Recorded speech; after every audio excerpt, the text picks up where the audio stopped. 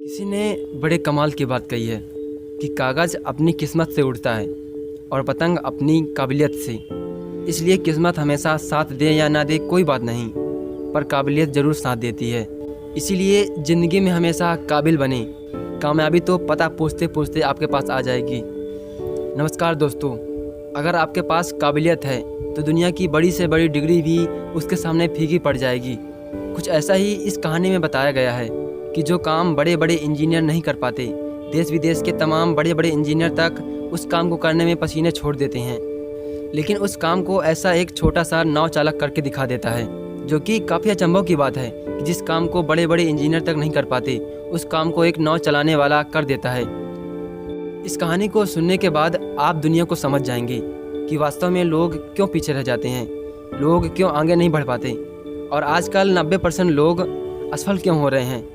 सब कुछ इस कहानी में बड़े विस्तार से बताया गया है, तो बने रहिए इस वीडियो में। चलिए शुरू करते हैं।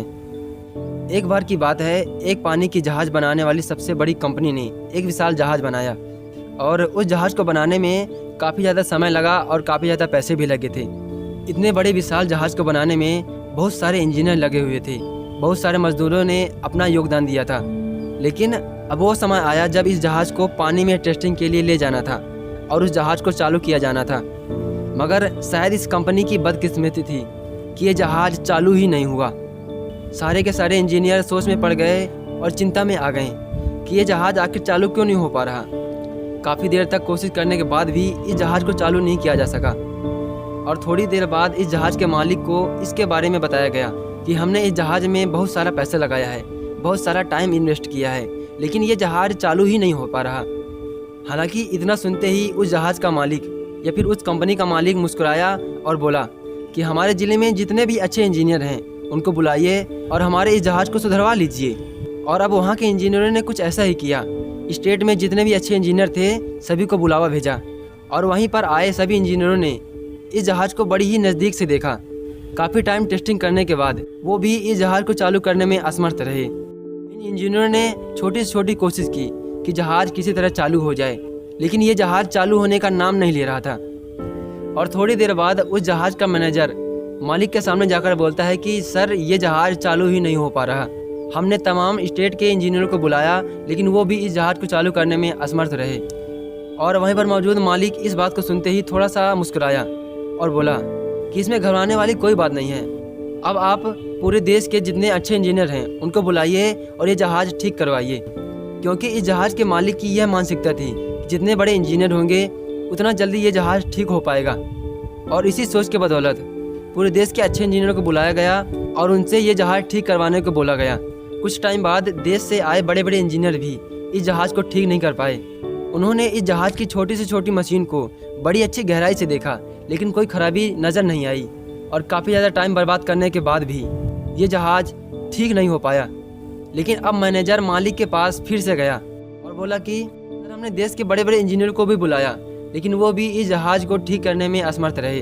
पता नहीं इस जहाज़ में ऐसी कौन सी समस्या है जो कि जहाज़ के चालू होने में दिक्कत दे रही है।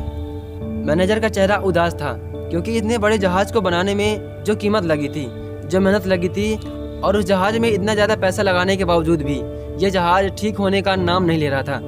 हालांकि अब मालिक को भी जहाज़ के चालू न होने की वजह से चिंता सताने लगी। मालिक ने बोला कि अभी भी कुछ नहीं बिगड़ा, हम अब भी विदेशों से अच्छे इंजीनियर को बुला सकते हैं और ये जहाज़ ठीक करवा सकते हैं। अब उस जहाज़ के मैनेजर ने भी कुछ ऐसा ही किया।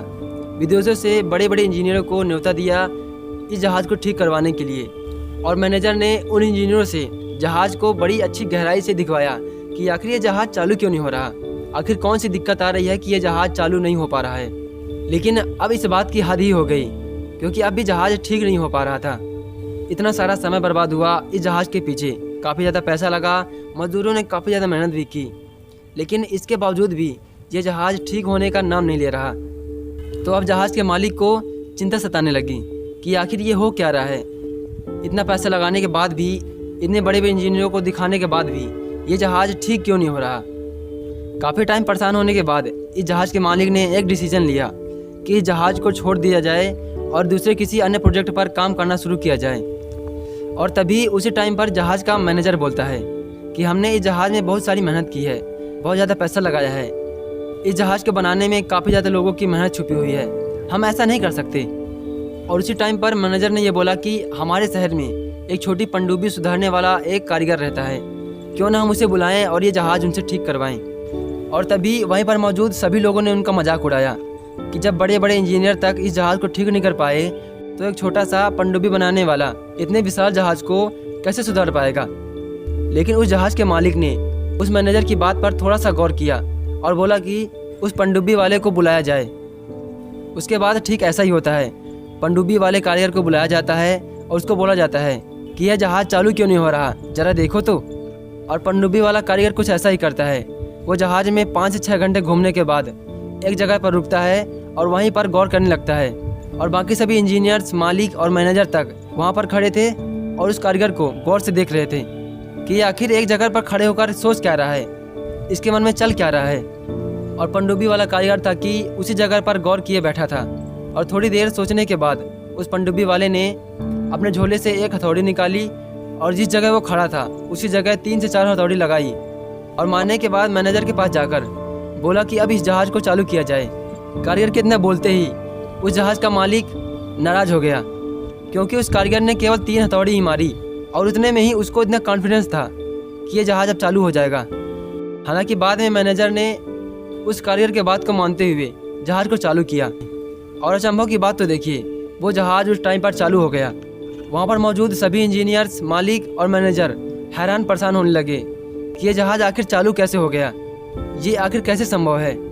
और उस जहाज़ के मालिक ने उस पनडुब्बी वाले की प्रशंसा करते हुए कहा कि केवल 3 हथौड़ी से तुमने यह जहाज़ कैसे ठीक कर दिया। और तभी उस पनडुब्बी वाले ने बोला कि इस जहाज़ को चालू करने में एक छोटी सी पंखी का बहुत अच्छा रोल होता है, और वही पंखी थोड़ी सी जाम थी और मैंने हथौड़ी मारकर उसी पंखी को सही किया। और तब वह छोटी सी पंखी घूमने के लिए फ्री हो गई और मैंने उसी पंखी को ही इस हथौड़ी की मदद से ठीक किया और जहाज़ चालू हो गया। और बाद में मालिक ने उसकी कारीगरी से उसकी कीमत पूछी तो पता नहीं मालिक कारीगर द्वारा मांगी गई कीमत से नाराज़ हो गया, क्योंकि उस कारीगर ने पूरे 1 लाख रुपए की मांग की थी। हालांकि काफ़ी टाइम सोचने के बाद मालिक ने उस कारीगर से पूछा कि तुम इतना पैसा क्यों ले रहे हो, वो भी 3 हथौड़ी मारने का। और तभी कारीगर ने जवाब दिया कि मैं केवल हथौड़ा मारने के 20 रुपये चार्ज ले रहा हूँ, लेकिन हथौड़ा कहाँ पर मारना है उसके मैंने 99,980 रुपये चार्ज लिए। और कारीगर की इसी बात पर मालिक मुस्कुराया और उसको हंसी खुशी 1 लाख रुपए दे दिया। तो दोस्तों, ज़िंदगी में आप एक बात हमेशा याद रखना कि आपकी हाई क्लास डिग्री भी उस टाइम पर काम नहीं आएगी जिस टाइम पर आपका एक्सपीरियंस काम आएगा। इसलिए ज़िंदगी में काबिल बनो, कामयाबी तुम्हारे पीछे पीछे आएगी।